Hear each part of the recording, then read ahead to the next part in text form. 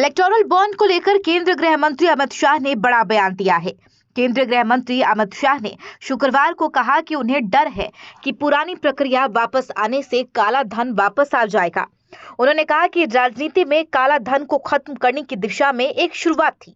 India today conclave में बोलते हुए अमित शाह ने कहा, यह मेरी व्यक्तिगत राय है कि इसे खत्म करने के बजाय इसमें सुधार किया जाना चाहिए था, लेकिन मेरी राय बिल्कुल मायने नहीं रखती है। मैं देश की सर्वोच्च अदालत के फैसले का सम्मान करता हूं। भारतीय राजनीति में काले धन के प्रभुत्व को खत्म करने के लिए इलेक्टोरल बॉन्ड लाए गए थे। सुप्रीम कोर्ट का फैसला सभी को मानना होगा।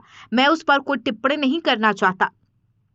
सोमवार को सुप्रीम कोर्ट में सुनवाई है। मैं सुप्रीम कोर्ट के किसी भी फैसले पर टिप्पणी नहीं करता। मैं किसी भी मंच पर किसी भी व्यक्ति में इस बात पर बहस करने को तैयार हूं कि इलेक्टोरल बॉन्ड भारतीय राजनीति में काले धन को खत्म करने के लिए लाया गया था। अमित शाह ने कहा, कृपया मुझे बताएं कि चुनावी बॉन्ड से पहले राजनीति में चंदा कैसे आया? यह नकदी के माध्यम से आया था या चुनावी बॉन्ड में कैसे आया? अपनी कंपनी का चेक आरबीआई को दे दीजिए, बॉन्ड मिल जाएंगे। यहाँ प्राइवेसी का सवाल उठाया गया। जब पैसा नगद आया तो कौन सा नाम सामने आया? बताओ, आज तक कोई नाम सामने आया क्या? कोई भी नहीं आया। अमित शाह ने बीजेपी पर लगे आरोपों को लेकर कहा, एक धारणा को बढ़ावा दिया जा रहा है कि भाजपा को चुनावी बॉन्ड से बहुत फायदा हुआ है क्योंकि वह सत्ता में है। राहुल गांधी ने बयान दिया कि चुनावी बॉन्ड दुनिया में सबसे बड़ी उगाही यानी कि जबरन वसूली का स्रोत है। मुझे नहीं पता कि उसके लिए यह सब कौन लिखता है। मैं देश के सामने स्थिति स्पष्ट करना चाहता हूं। को लगभग 6,000 करोड़ रुपए के बॉन्ड मिले हैं। सभी बॉन्ड की कुल कीमत 20,000 करोड़ रुपए के करीब है। तो 14,000 करोड़ रुपए के बॉन्ड कहां गए? टीएमसी को 1,600 करोड़ रुपए के बॉन्ड मिले, कांग्रेस को 1,400 करोड़ रुपए के मिले, बीआरएस को 1,200 करोड़, बीजेडी को 775 करोड़ रुपए और डीएमके को 639 करोड़ रुपए मिले। अब 13 राज्यों में सत्ता 303 सांसदों और 11 करोड़ सदस्यों के साथ अगर हम अन्य दलों से तुलना करें तो कांग्रेस के पास वर्तमान में 35 सांसद हैं।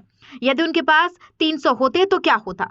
अगर हम ताकत का अनुमान लगाएं तो टीएमसी के पास 20,000 करोड़ रुपए, बीआरएस के पास 40,000 करोड़ रुपए और कांग्रेस के पास 9,000 करोड़ रुपए होंगे।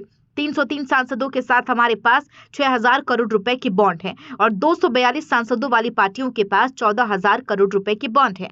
तो फिर हंगामा किस बात का है? मैं विश्वास के साथ कह सकता हूं कि इसका पूरा विवरण सामने आने पर वे आपका सामना नहीं कर पाएंगे। सबसे बड़े कॉरपोरेट घरानों का नाम बॉन्ड में क्यों नहीं आया? इस सवाल के जवाब में अमित शाह ने कहा, तो क्या आपको लगता है कि उन्होंने आजादी के बाद से कभी दान नहीं दिया है?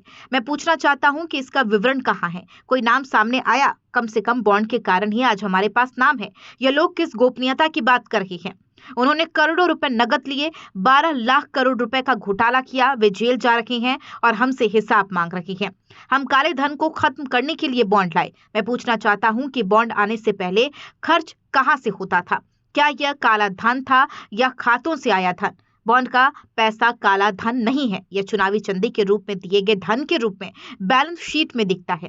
अमित शाह ने कहा, गोपनीयता का जिक्र इसलिए किया गया क्योंकि उन्हें डर था कि जब हम सत्ता में थे तो अगर उन्होंने कांग्रेस को दान दिया तो हम उन्हें परेशान करेंगे। उन्हें डर था कि अगर उन्होंने हमें चंदा दिया तो कांग्रेस उन राज्यों में उन्हें परेशान करेगी जहां वह सत्ता में है। किसी पार्टी को बॉन्ड से कितना मिला यह उसकी बैलेंस शीट में दिखता है और किसी कंपनी ने क्या दिया यह भी उनके बैलेंस शीट में दिखता है। तो गोपनीयता कहाँ है? जब दान नगद में लिया जाता है तो यह गोपनीयता होती है।